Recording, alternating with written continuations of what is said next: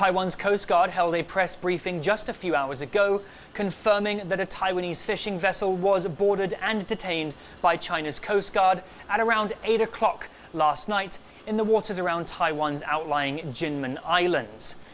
Taiwan's Coast Guard confirmed that the Taiwanese fishers had crossed into Chinese waters. The boat was then escorted to the Chinese port of Weito, just over 10 kilometers northeast of Jinmen.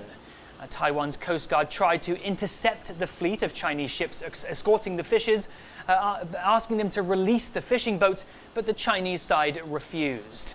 Outnumbered and wanting to avoid escalations, the Taiwanese Coast Guard backed off and the fishers were taken to China.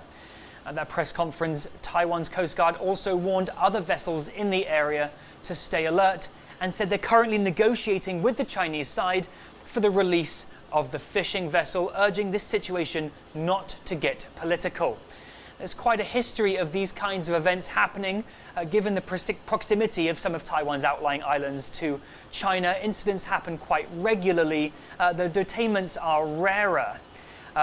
China has seized 17 Taiwanese fishing vessels since 2003, but just this year, a series of incidents has really escalated tensions in the waters between the two countries.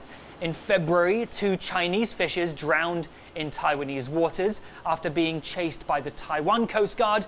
Then in March, a Taiwanese fisher was detained for floating into Chinese waters, and that fisher has yet to be released by China.